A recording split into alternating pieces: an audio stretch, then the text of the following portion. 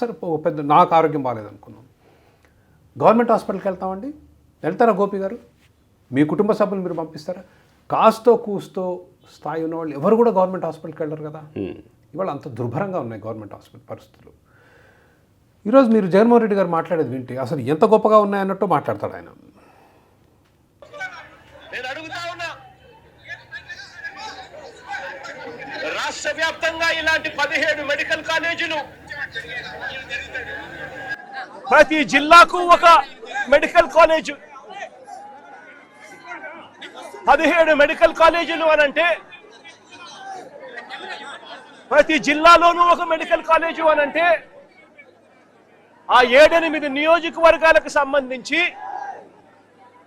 ఏ పేదవాడికైనా కూడా వైద్యం అన్నది, సూపర్ స్పెషాలిటీ సేవలు అన్నది, మల్టీ స్పెషాలిటీ సేవలు అన్నది ఆ పేదవాడికి అందుబాటులో ఉండే కార్యక్రమం, ఉచితంగా ఆ పేదవాడికి అందుబాటులో ఉండే కార్యక్రమం.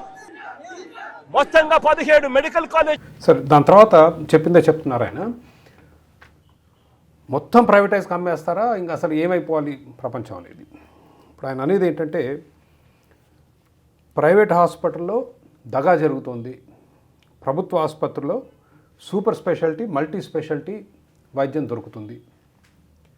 మరి మీరు ఆరోగ్యశ్రీ ఎందుకు ఇచ్చారు? మీ వైఎస్ఆర్ గారే కదా ఇచ్చింది. ఆయన అసలు ప్రజల్లో ఆయనకు వచ్చిన పాపులారిటీ అంతా ఆరోగ్యశ్రీ ఫీ రీయింబర్స్మెంట్. మరి మీ ప్రభుత్వ ఆసుపత్రులు అంత గొప్పగా ఉంటే ఆరోగ్యశ్రీ ఎందుకు ఇచ్చారు? మీరెందుకు కొనసాగిస్తున్నారు? దాని తర్వాత అంతకుముందు చంద్రబాబు నాయుడు గారు ఎందుకు కొనసాగించారు? ఇప్పుడు కొనసాగిస్తున్నారు. మీ ఆసుపత్రులు అంత గొప్పగా ఉన్నాయి కదా. ప్రజలు ఆరోగ్యశ్రీ వాడుకుంటున్నారా? ఏమన్నా అనారోగ్యం అంటే మీ ప్రభుత్వ ఆసుపత్రిలో పోయి ట్రీట్మెంట్ చేయించుకుంటున్నారా? భయంకరం. ప్రభుత్వ ఆసుపత్రి అంటే డెత్ సెంటెన్స్.